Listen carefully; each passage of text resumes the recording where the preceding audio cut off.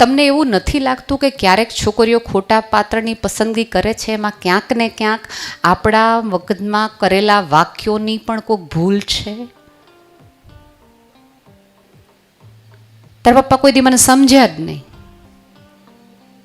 હવે ઓલો વ્યક્તિ સમજે એટલે તરત છોકરીને એમ થાય કે મારા મમ્મી ને મારા પપ્પા ન સમજે, આ અજાણ્યો છે તો મને કેટલું સમજે, જો તો ખરે કેટલો ડાયો છે, કેટલો સારો છે. અને બીજું બેટા કે આપણે હોઈએ એના કરતાં પણ વધુ આપણી સુંદરતાના વખાણ જે લોકો કરે ને એ હાવ ખોટાડા હોય. આપણે અરીસામાં જોઈને આપણને ન ખબર પડતું હોય કે આપણે નથી લાગતા દીપિકા જેવા, અને કોક આપણને એમ કીધું સાઈડ ફેસથી તો લાગે જ છો. હજી કહું છું, વખાણમાં ન પડો. સંબંધ એવા વ્યક્તિઓ સાથે રાખો કે જે તમારી આઈલાઇનરે ન બગાડે અને તમારા જીવનની એક પણ લાઈન ક્રોસ ન કરે.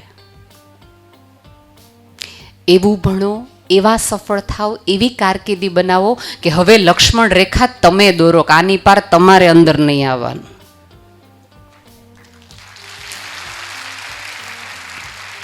સતયુગમાં રામ આવ્યા ને ત્યારે આપણને એમણે એ શીખવ્યું કે મર્યાદામાં કેમ રહેવું, પણ કૃષ્ણએ આવીને આપણને એ શીખવ્યું કે જગતને મર્યાદામાં કેમ રાખવાના.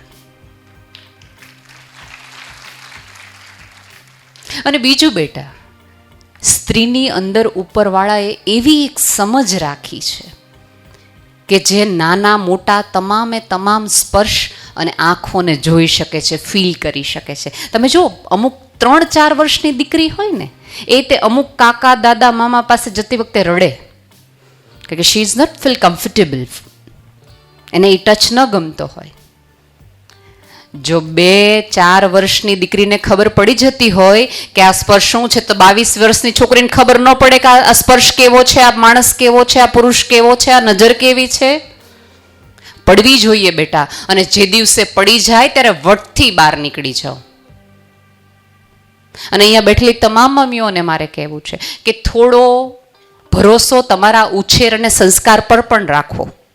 અને બીજું બેટા કે તમારા મમ્મી પપ્પા સતત તમારા ઉપર પૂછતાછ એટલા માટે કરે છે, એટલા માટે નહીં કે અમને તમારા ઉપર શંકા છે, અમને શંકા તમારા ઉપર નથી, પણ જગતમાં જે ચાલી રહ્યું છે ને એની બીક ને ફડફડાટ અમારી અંદર છે, એટલે અમારાથી પૂછાઈ જાય છે અને ક્યારેક ઉગ્રતાથી પૂછાય છે. કારણ કે અમને ખબર છે કે જ્યારે જ્યારે જગતની ચોક વચ્ચે એક સ્ત્રીના વાતો થાય છે ત્યારે એના વાક્યો હોય છે, એટલે ક્યારેય કોઈ મા બાપને સાંભળવા નથી ગમતા.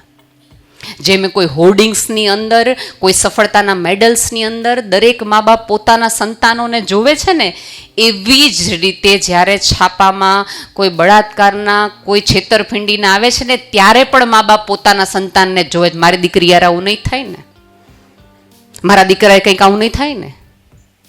પૂછો, આ 3 પોલીસ મેડમ છે આગળ બેઠેલા, કે એમની પાસે કેવા કેવા કેસીસ આવે છે.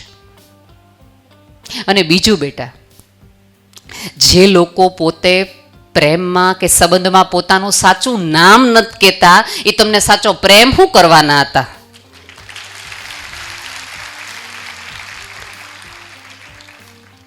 અને અહીંયા બેઠેલી તમામ મમ્મીઓને એક વિનંતી છે કે તમારી દીકરીની બેનપણીના મમ્મી યારે તમને ફાવતું હોય કે ન ફાવતું હોય, મન મળતું હોય કે ન મળતું હોય, એની બેનપણીના મમ્મી સાથે પણ થોડોક સંબંધ રાખો. ડાઉટ માટે નથી કહેતી, શંકા કરવા માટે કે ઓલા સીસીટીવી કેમેરા બનવા માટે નથી કહેતી, ખોટા જાસૂસી ન કરવા માંડતા કીધા પછી નેહલબેને કીધું હતું બધું હતું કીધું ના, એ માટે નહીં. એ માટે કે તમને ખબર પડે કે તમારી દીકરીના મનમાં શું ચાલે છે. એણે તમને ન કીધું હોય, કદાચ એની બેનપણીને કીધું હોય, તો એકબીજા સાથે તમારી જ દીકરી છે એવી રીતે કહેવાનું રાખો. પણ સ્ત્રીઓની મોટામાં મોટી સમસ્યા એ છે, કાંઈક ખબર પડે, સિક્રેટ્સ ખબર પડે એટલે બીજા 3 જણને કહે શું નવીનમાં છે આજકાલ. એટલે કોઈ બેન એમ કે મને નથી ખબર, લ્યો તો હું ગામમાં રહ્યો છે, ઓલું આટલું નથી ખબર તમને. સાહેબ, કોકની દીકરીનું કાંઈક જાણવા મળે ને તો થોડું ઉપરવાળાએ ગર્ભ આપણને માત્ર સંતાન સાચવવા માટે નહીં, કોકની વાતો સાચવવા માટે આપ્યો છે. થોડુંક સાચવીને રાખો. આજે તમે કોકનું સાચવું છે, કોક તમારી. અને બીજું સૌથી તમે જોજો, ભાઈઓમાં સૌથી મને ભાઈઓની ગમતી વાત એ છે કે ભાઈઓ ચાર કોઈ ખોટી વસ્તુ જોશે ને તો ક્યારેય કોઈને નહીં કહે. તમે એની પોતાની પત્નીને નહીં કહે. અને પાછા આપણે એમ કે તમે અમને કંઈ કહો જ નહીં. સ્ત્રીઓ એવું નહીં કરે. અહીંયા જ રેસકોર્સમાં 3 બહેનપણી ઊભી હોય ને, કાંઈ અહાવ બિચારી એમથી હો, કોઈ જ ન હોય. રેસકોર્સમાં જ ઊભી હોય. લે હું જ્યારે નીકળું ને એક જ વાર હોય. સીધા શું કામ આવા વાક્યોને બિનજરૂરી ગોસિપ બનાવ્યા રાખો છો? તમને શું લાગે છે કે આજે પણ 2023માં પણ દીકરી આવે છે તો કોઈને શું કામ નથી ગમતું? તમને એમ લાગે છે કે તમારા મમ્મી પપ્પા તમને પ્રેમ નથી કરતા? એવું નથી. પણ એક સ્ત્રી તરીકે અમને ખબર છે કે તમારે એક સ્ત્રી તરીકે આ આખા રૂટમાંથી પસાર થવું એ કેટલું અઘરું છે ને. એટલે એક માને એમ થાય કે મારી દીકરીને આમાં નથી મારે પસાર કરવી, એના કરતાં દીકરો હોય તો સારું. બાકી ભેદભાવ બીજો કંઈ નથી, ભેદભાવ સમાજનો છે. પણ આપણે બધા ભૂલી જાય છે કે સમાજ હું ને તમે બધાથી બનેલો છે. આપણે જોવામાં વલણમાં ફર્ક લાવશું તો ચોક્કસ ને ચોક્કસ આવતા દિવસોમાં સમાજમાં ફર્ક લાવશે. રાધર કોઈક સ્ત્રી કોઈ દીકરીની વાત કરતી હોય ત્યારે તમારે ઝાંસીની રાણી થવાનું હોય. હંમેશા કંઈને ઉપર ત્યાંથી કૂદકા ન મારવાના હોય તલવારો લઈને. થોડીક તલવારવાળી જીભ રાખીને કોકને કહેવાય, કોકની દીકરીની વાત કરતા આવી શરમ નથી આવતી? 2 વખત બોલજો તો ખરા. સાહેબ, આપણી દીકરીની નહીં, જગતની તમામ દીકરીની ઢાલ બનો ને ત્યારે તમે માં સાચા. પણ આપણે આપણી દીકરીની વાત કોઈ ન કરવી જોઈએ.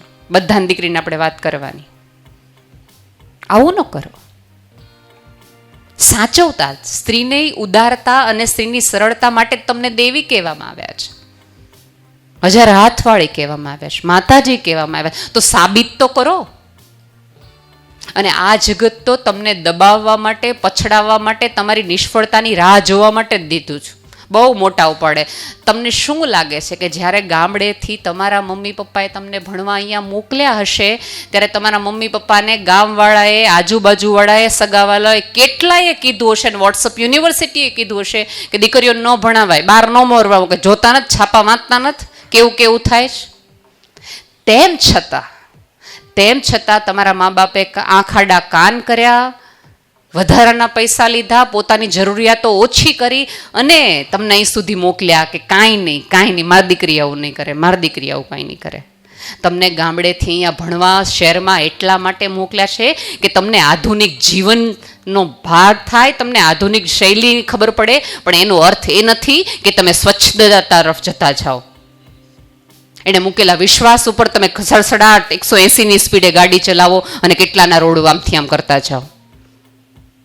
વસ્ત્રોમાં જ્યાં સુધી તમને આધુનિકતા લાગશે ત્યાં સુધી તમને આધુનિકતા સમજાણી જ નથી. જે દિવસે તમારા વિચારમાં આધુનિકતા આવશે તે દિવસે તમને સમજાશે કોને આધુનિકતા કહેવાય.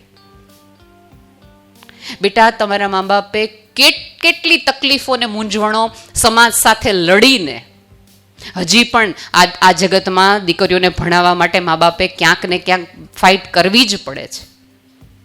જ્યારે આવા તથ્યના કેસો વાંચે છે, સાંભળે છે, ત્યારે 12 ભણતી તમામ દીકરીઓના મા બાપને લોકો ફોન કરીને કહે છે, મેસેજ કરીને, મેસેજ ન કરે તો મેસેજ ફોરવર્ડ કરે છે કે જુઓ 12 ભણતી દીકરીઓ શું કરે છે. અને બેટા, અમારે તમને બધાને તમારા કરતાં પણ વધુ મજા કરાવડાવી છે. અમે ઈચ્છીએ જ છીએ કે આ જગતનું તમામે તમામ સુખ તમને મળે, તમામે તમામ લાઈફસ્ટાઈલ તમે જીવી શકો.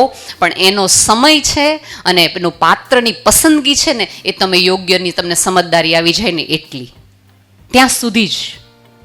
આમાં તકલીફ કેવી છે ખબર છે? તમારી મમ્મીઓને ભણવું હતું પણ એને પરણાવી દેવામાં આવી.